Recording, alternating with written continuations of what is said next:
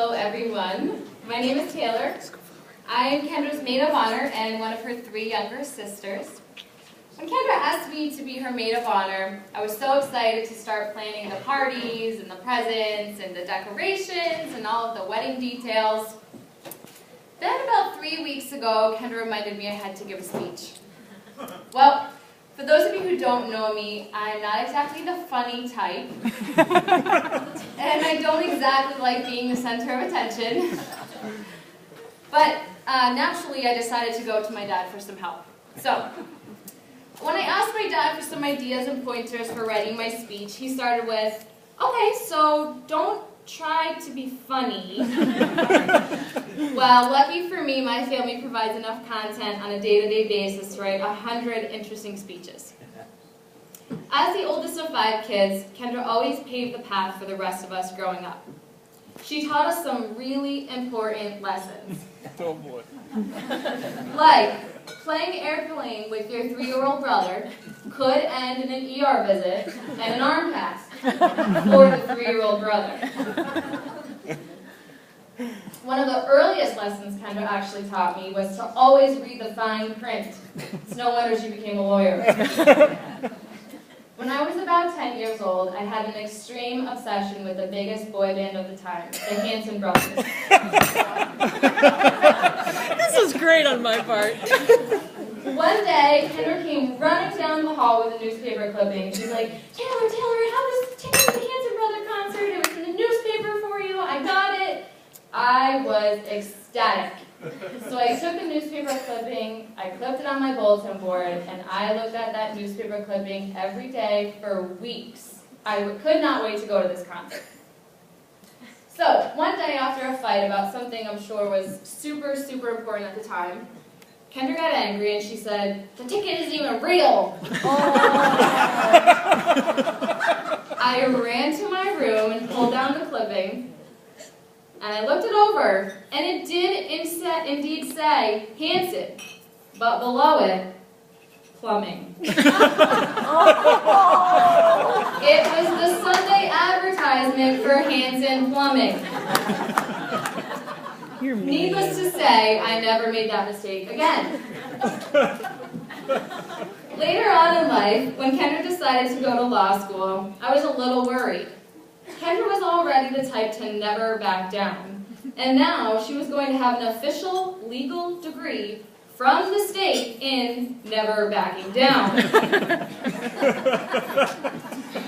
Anyway, early on in law school, Kendra was telling me about this guy who constantly kept bugging her to go out with him. Texas Dan, as the friends referred to him at school. Eventually, she gave in and went out with him after what I believe was Dan's 7th time asking. I never give up, never surrender. But right away, I could tell Kendra was hooked. He cooked her dinner, he bought her flowers. We were all very, very impressed. Actually, I remember her telling me early on that we were just standing in the bathroom and she was like, "Yeah, I'm probably going to marry him." And I'm like, "Oh, okay." Anyway, Dan impressed all of us. The first time we actually met him, he bought us all flowers, and he actually made my dad a big, beautiful steak. Anyway, wait, that was about 4 years ago. Did they stop making steaks? He hasn't done it since. One prepared. Anyway, it became apparent that as crazy as the two of them were, they were oddly perfect for each other.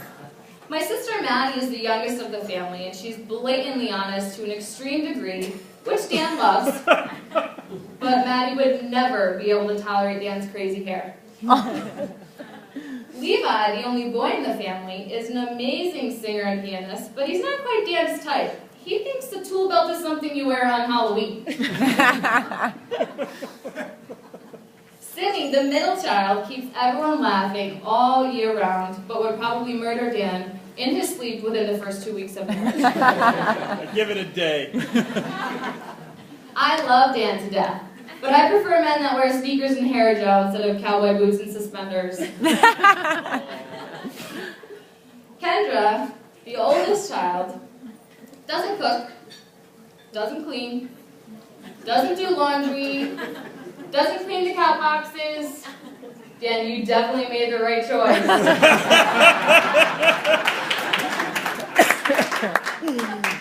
In all seriousness, I'm so happy to have Dan as an official older brother now. And I'm so happy that Kendra and Dan have found such great happiness in one another. I wish them a wonderful, happy future full of music, friends, good food, a little dance, a touch of whiskey, wine, and beer. Because, in the words of one of today's greatest songwriters, these are what make love last for a lifetime. Cheers to Kendra and Daniel.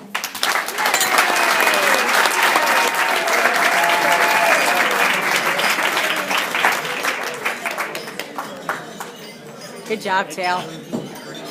Nice job. Good job. Don't forget the champagne. Oh, love of God. You can have mine. Right now for the best dance toast, let's give it up for David, everyone.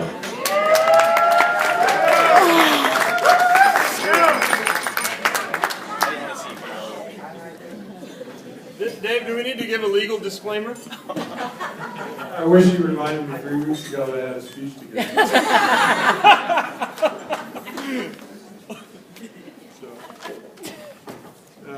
Good evening, everyone. I'm David. I'm Daniel's older brother. I want to start off tonight by thanking everyone for coming. I want to give a special thanks to our brother Garrett, who surprised everyone. Surprised everyone by showing up to the wedding in white tennis shoes. But I do want to say thank you for everyone coming. I know that this means a lot to both Dan and Kendra, who love being around their friends and family. I think it's a big part of why they decided to do this tonight. And also, obviously, thank you for Dan and Kendra for putting this together. Did a wonderful job. Thank you to Jennifer and Dwight for raising such a beautiful daughter. Here, Dave. There you go. And then raising 3 more beautiful daughters. All the men are very grateful here. And also thank you for accepting Daniel into your family. Mom and Dad, you can finally take a breath. Daniel's now their responsibility. And I think you guys know how much we love and appreciate you. I get emotional when I'm hungover.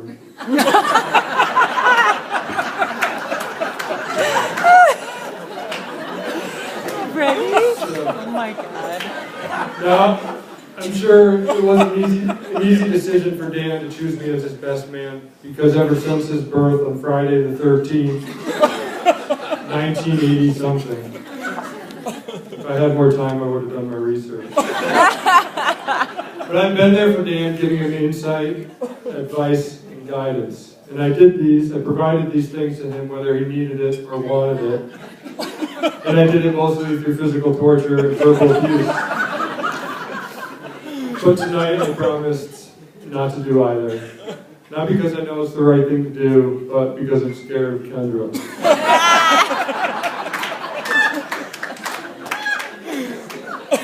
See, Kendra's very protective of Daniel, and I think sometimes she gets mad at me for no good reason. And I think it's evident by some of her most recent text messages that I'd like to share with everyone.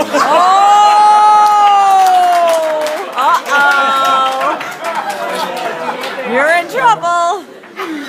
I think you'll see that pretty innocent. So here's what I found from Kendra on a Friday before I was going to spend the weekend with Daniel. Out of nowhere, Kendra texts me, "Take care of Dan this weekend or you're a dead man."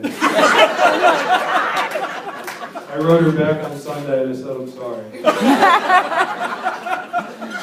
A couple weeks later, it was Kendra's birthday, and I remembered, and so I sent her